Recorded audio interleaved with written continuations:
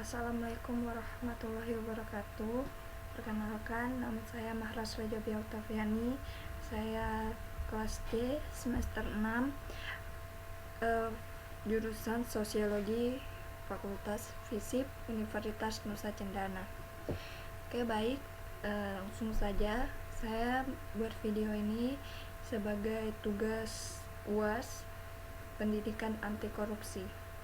Saya di sini akan menjelaskan bagaimana cara melakukan korupsi paling efektif. Terima kasih. Sebelum masuk ke materi, saya akan menjelaskan dulu apa yang dimaksud dengan korupsi. Oke, baik.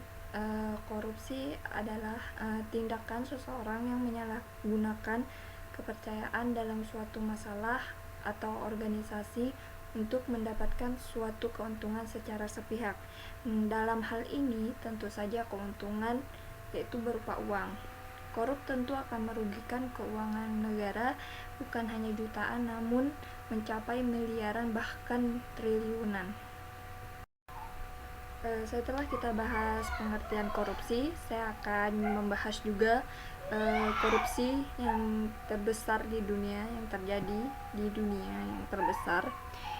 Memang tindakan kejahatan berupa korupsi sangatlah keji, terlebih lagi jika dilakukan oleh pemerintah yang seharusnya mensejahterakan taraf kehidupan masyarakatnya, malah berbanding kebalik, malah membuat masyarakatnya makin sengsara. Namun masalah korupsi tidak hanya terjadi di Indonesia, tetapi di negara maju sekalipun korupsi ini juga ada. Tetapi kasus korupsi skalanya masih bisa dibilang sangatlah kecil. Saya sedikit menyinggung di sini kasus korupsi yang terbesar di dunia, yaitu yang pertama dilakukan oleh Jenderal Su Chai-ho, kalau tidak salah, yaitu merupakan seorang jenderal asal Tiongkok yang tercatat pernah melakukan korupsi dan korupsinya terbilang sangat fantastis. Saat ditangkap oleh pihak kepolisian setempat yang ada di Tiongkok, terdapat uang sebanyak lebih dari 1 ton yang ada di rumahnya. Tak hanya uang, Jenderal Su Chai-ho juga memiliki beberapa simpanan permata dan berlian. Yang kedua yang melakukan korupsi yang terbesar di dunia yaitu Sani Abacha. Sani Abacha ini merupakan mantan presiden Nigeria yang memimpin pada tahun 1993 sampai dengan 1998. Sani Abacha melakukan tindakan korupsinya sebesar 2 hingga 5 miliar US dollar. Dan yang ketiga yaitu Jaya Lalita, yang merupakan seorang gubernur wanita di wilayah Tamil Nadu, negara India. Jaya Lita tercatat sebagai orang yang melakukan korupsi terbesar di India yang sepanjang sejarah di India. Hasil korupsi yang dilakukan Jaya Lita lebih dari 100 juta US dollar. Dan yang keempat adalah Humberto Moreira. Ini merupakan gubernur Coahuila yang ada di Meksiko. Humberto Moreira ini merupakan salah satu korupsi yang terbesar di dunia dibandingkan dengan Sani Abacha, Jaya Lita, dan Su Chai-ho. Itu dia yang paling terbesar di dunia, yaitu Humberto Moreira. Bagaimana tidak, korupsi yang dilakukan Humberto Moreira ini diperkirakan sampai dengan 2,8 miliar US dollar atau dirupiahkan menjadi 362 triliun rupiah.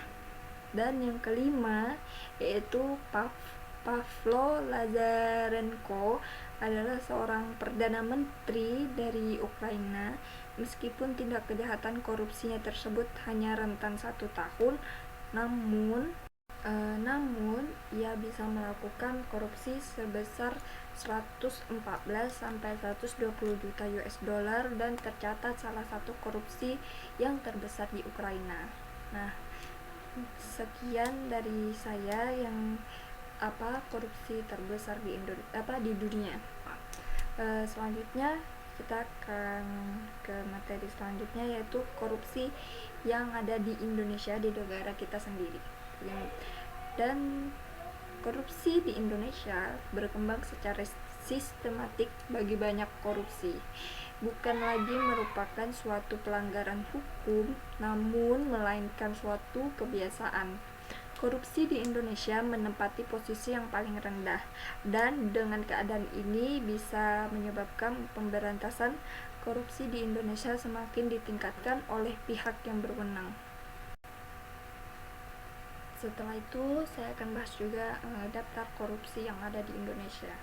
Sebelumnya Indonesia itu dikenal sebagai salah satu negara dengan kasus korupsi yang banyak.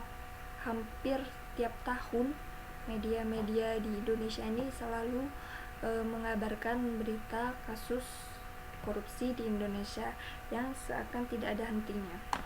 Sejumlah kasus korupsi atau kasus suap di Indonesia itu menjadi tontonan menarik di media massa, mulai dari penetapan awal sampai proses persidangan hingga vonis hakim.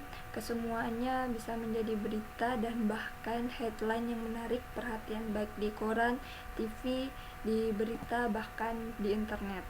Dan dalam beberapa tahun terakhir ada banyak kasus korupsi besar yang merugikan negara hingga miliaran rupiah sampai triliunan rupiah.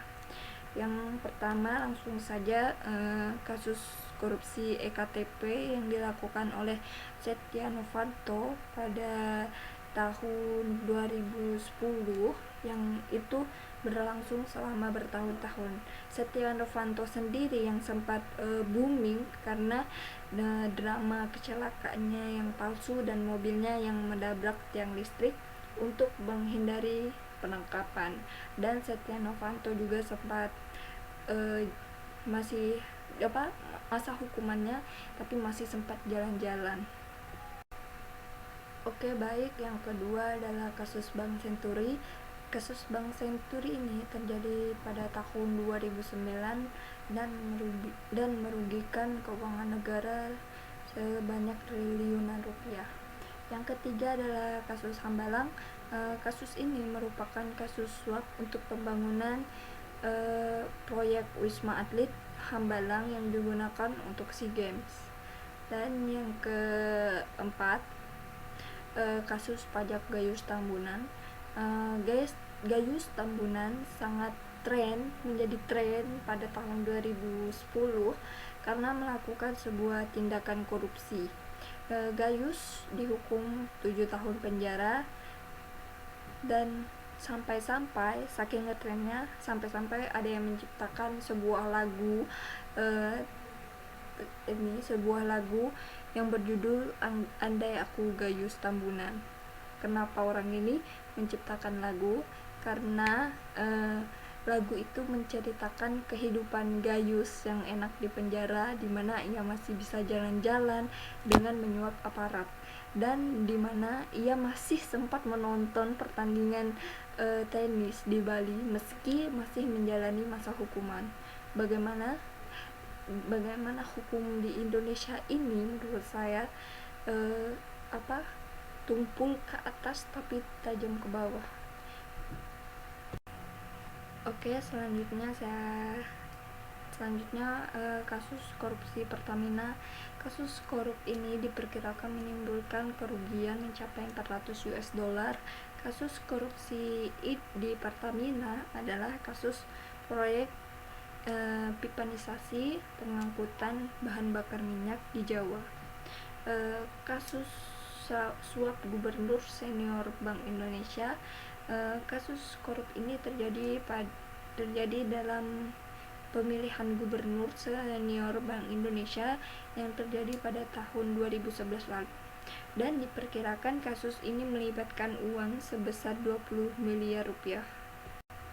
Oke, baik, selanjutnya saya akan bahas juga bagaimana hukuman bagi para koruptor yang diatur dalam pasal rancangan Kitab Undang-Undang Hukum Pidana atau RKUHP.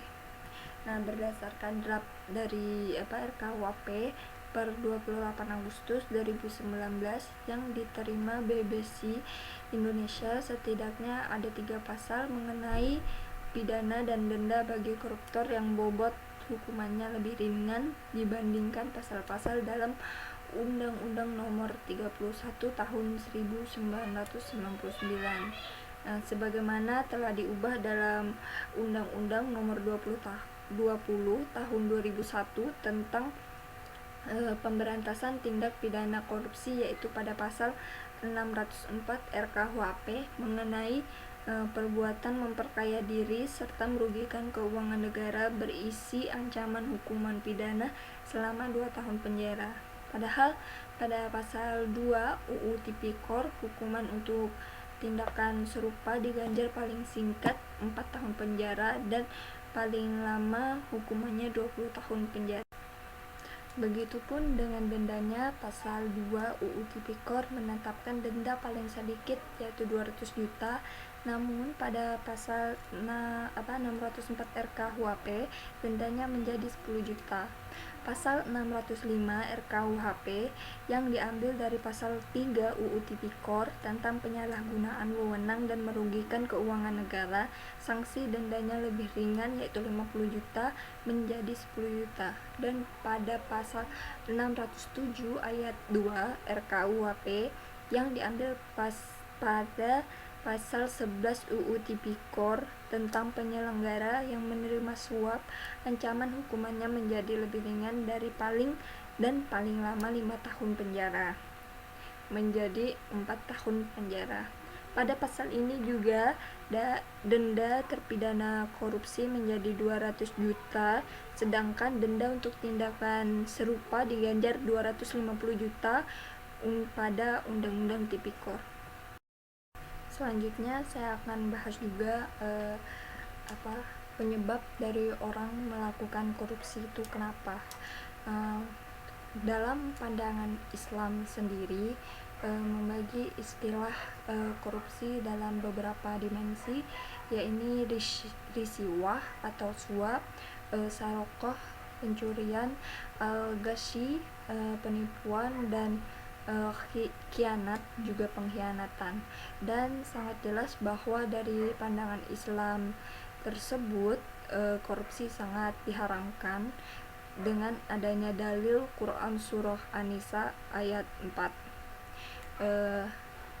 berbunyi, "Hai orang-orang yang beriman, janganlah kamu saling memakan harta sesamamu dengan jalan yang batil, kecuali dengan jalan perniagaan yang berlaku dengan suka sama suka di antara kamu."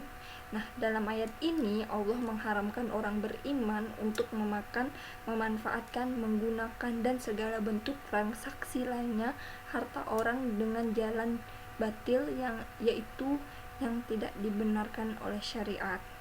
Mungkin di pikiran kita, kenapa pejabat banyak sekali melakukan korupsi, padahal seorang pejabat pemerintah adalah orang-orang yang sudah diamanahi dan dipercayai masyarakat sebagai pemimpin mereka, dan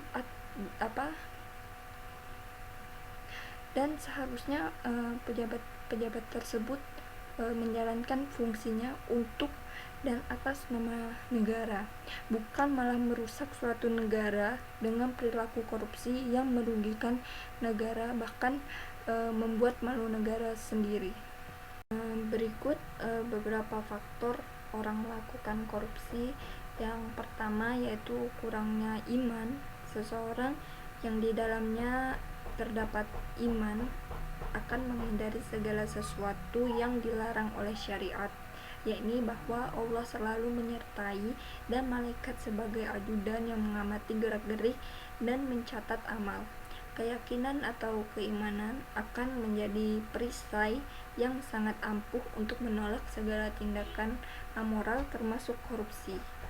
Dan sebaiknya biar iman kita itu tetap terjaga, kita perlu melakukan ibadah terus dan minta pertolongan kepada Allah Subhanahu wa taala. Yang kedua adalah sifat tamak, yaitu rakus, yang mempunyai hasrat tinggi untuk memperkaya diri dan selalu merasa kurang dengan apa yang dimiliki. Jadi sifat tamak ini kita harus menjadi orang yang selalu bersyukur apa yang dikasih oleh Allah, rezeki itu kita harus mensyukurinya. Yang ketiga adalah gaya hidup yang konsumtif, karena memiliki pola yang konsumtif timbul keinginan dalam diri pejabat untuk memperkaya diri secara instan.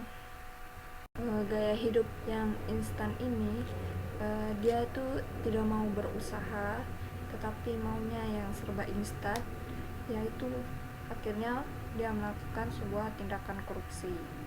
Yang keempat yaitu kurangnya penegakan hukum di Indonesia. Yang kita ketahui bahwa Indonesia ini kurangnya penegakan hukum. Segala sesuatu pada masa ini bisa dibilang dapat diukur dengan uang. Bahkan dalam penegakan hukum di negara ini menjadi tajam ke bawah tapi tumpul ke atas. Artinya keadilan di negeri ini lebih tajam menghukum masyarakat kelas menengah dibandingkan para koruptor yang notabene adalah pejabat kelas ekonomi ke atas. Nah, mulai dari tingkat anggota DPRD hingga para mantan menteri juga terjerat dengan kasus korupsi. Yang kelima yaitu hukuman yang ringan, dan saya sudah bahas tadi juga bahwa hukuman di Indonesia ini yaitu tajam ke bawah tapi tumpul ke atas. Nah, seharusnya jika memang ingin memberantas korupsi, seharusnya hukuman bagi para koruptor yang ada di Indonesia itu seharusnya lebih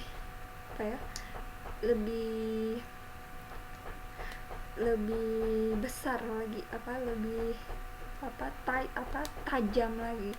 Ini seharusnya para koruptor itu dihukum mati seperti di negara-negara maju. Bila ada yang korupsi, mereka menghukum para koruptor itu dengan hukuman mati atau tidak hukuman yang sadis.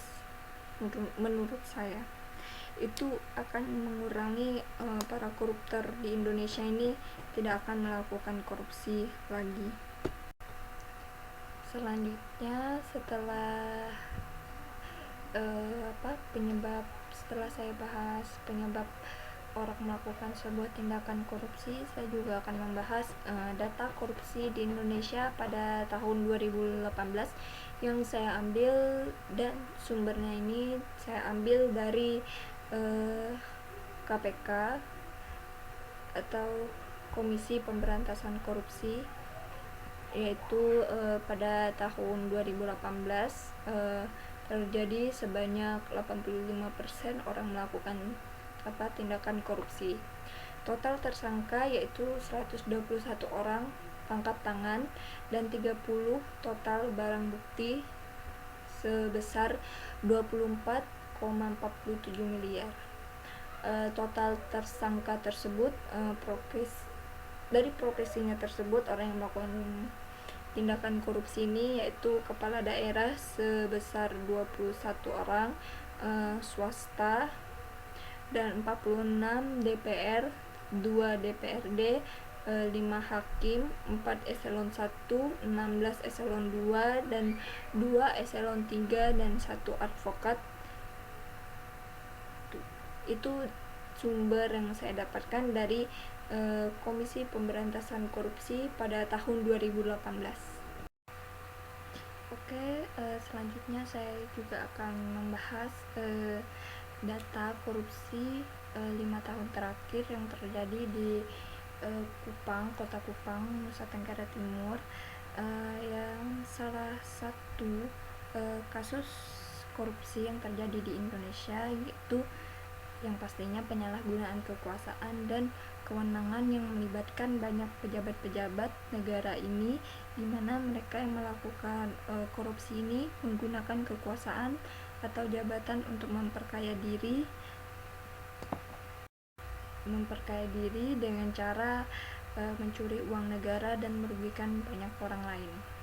Dan seperti halnya para pejabat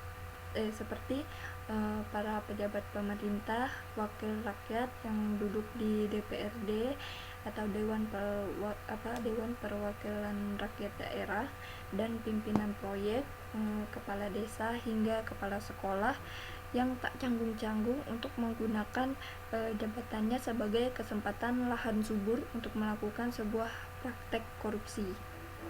Nah, berdasarkan data dari surat perintah dimulainya korupsi atau SPDP, kasus tindak pidana korupsi Polres Kupang Kota selama 5 tahun terakhir sebanyak 5 kasus tindak pidana korupsi dari berbagai kejaksaan negeri yang ada di Kupang, Nusa Tenggara Timur.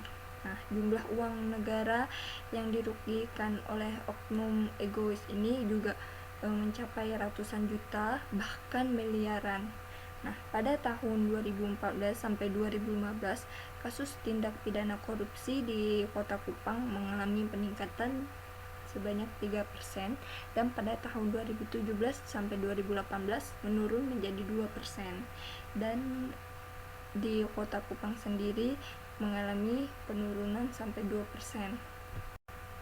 Baik, selanjutnya saya akan membahas cara melakukan korupsi dengan efektif. Sebenarnya ini tidak untuk ditiru, tapi saya akan menjelaskan bagaimana cara melakukan korupsi dengan efektif. Nah, yang satu ini merupakan rule yang paling utama. Anda dilarang standalone dalam berbuat korupsi. Cuman orang bodoh yang korupsi sendirian. Ingat untuk selalu mengajak keluarga, terutama rekan kerja yang berpengaruh seperti bos, untuk dijadikan sebagai alat backingan. Nah, kalau melanggar rule ini, yang pertama, mudah dan cepatnya usaha Anda digulung ketika diendus oleh pihak berwenang. Yang kedua, Anda akan dengan mudah dijadikan tumbal oleh pihak lain. Dan selanjutnya adalah dengan mencari proyek bajakan yang tidak populer. Nah, pilih proyek bajakan yang tidak akan langsung dirasakan oleh masyarakat. Contohnya seperti proyek kompleks olahraga yang semenjak prestasi olahraga kita selalu anjlok, kemungkinan proyek audit akan semakin kecil, dan proyek ini juga tidak akan dirasakan oleh masyarakat. Nah, jika melanggar rule ini dapat menyebabkan satu, mudah terendus oleh pihak berwenang dan media, dan yang kedua menjadi bulan-bulan media. Dan yang ketiga yaitu saling membantu sesama. Misalnya dalam rangka meningkatkan jaringan dan mendapatkan link-link baru, maka penting untuk saling membantu, terutama junior-junior yang ingin ikut pemilu atau seleksi. Kalau dia sukses, secara dia bakal memiliki utang budi. Nah, maka segala urusan kita akan dilancarkan. Jika melanggar rule ini, yang satu akan terisolasi dari lingkungan kekuasaan, yang kedua sulit mencari proyek bajakan.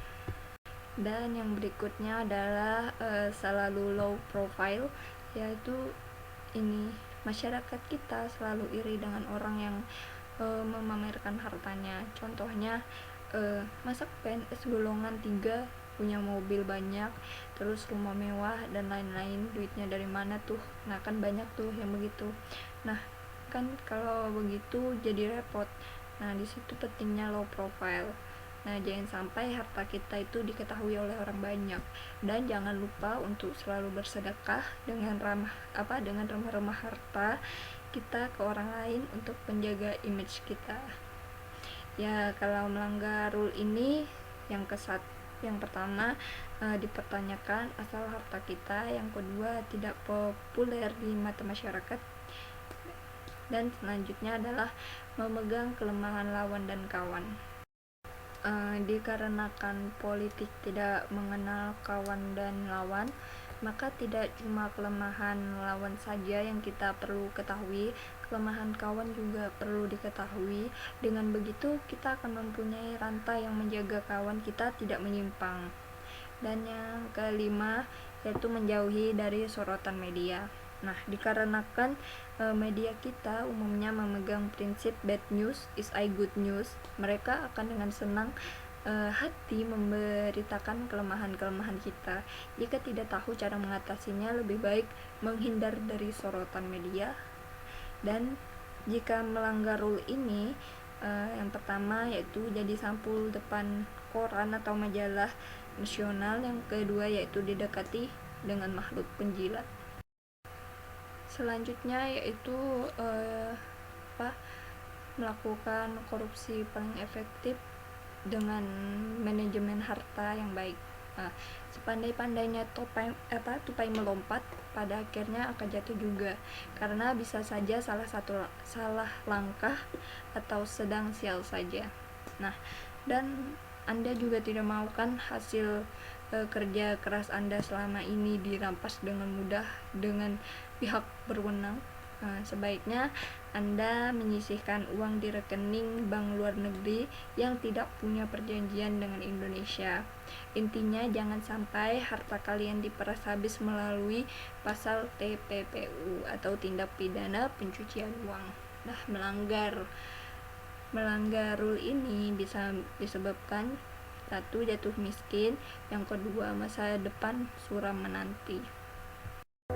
Setelah kita bahas cara melakukan korupsi paling efektif, saya juga di sini akan membahas modus-modus korupsi. Yang pertama yaitu markup anggaran.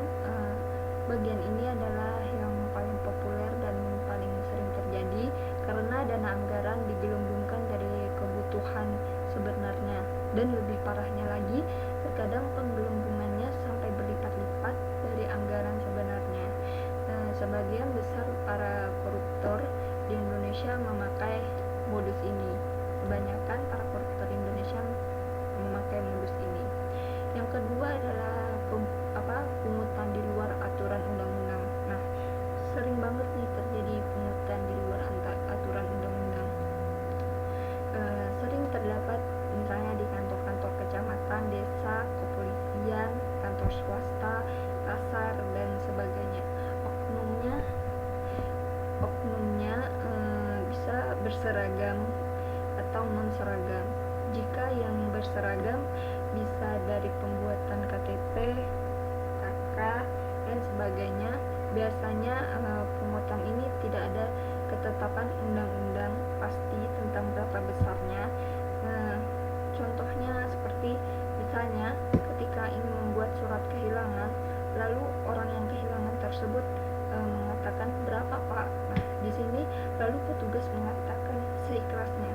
Ini juga sebenarnya pemungutan liar.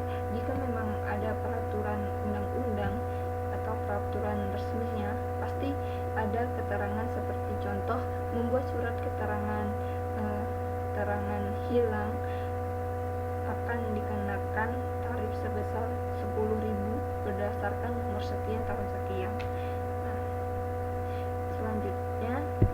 selanjutnya modus yang selalu dipakai korupsi di Indonesia itu yaitu modus pemberian hadiah. Nah, hampir sama dengan suap pasif, yakni pihak pejabat diberikan hadiah seperti mobil, tiket hotel, dan fasilitas lainnya yang sebenarnya tidak ada aturan. Tentunya si pemberi hadiah ini mempunyai maksud agar urusannya itu dapat dimudahkan. Mungkin sekian dari pembahasan modus korupsi yang sering dilakukan oleh koruptor yang ada di Indonesia. Oke, baik, dari penjelasan saya tadi semuanya sudah saya simpulkan. Dan saya menyimpulkan disadari sepenuhnya oleh kita bahwa korupsi merupakan perbuatan yang sangat merugikan baik individu, masyarakat maupun negara. Nah, dampak yang ditimbulkan akan merusak tatanan suatu masyarakat dan menyebabkan kehancuran suatu bangsa. Oleh karena itu, banyak cara yang dapat kita terapkan dalam memberantas korupsi, seperti meningkatkan kadar keimanan, yang kedua membangun rasa cinta terhadap negara, yang ketiga yaitu membangun supremasi hukum yang kuat, dan yang keempat membangun pendidikan moral, yang kelima yaitu menciptakan pendidikan korupsi. Nah, yang menciptakan pendidikan korupsi ini sebaiknya dilakukan sejak dini, yaitu dari tingkat SD, SMP, SMA, dan perguruan tinggi. Mungkin sekian dari pembahasan saya. Maaf jika ada salah-salah kata atau perilaku saya selama saya pembuatan video, mohon dimaafkan. Assalamualaikum warahmatullahi wabarakatuh.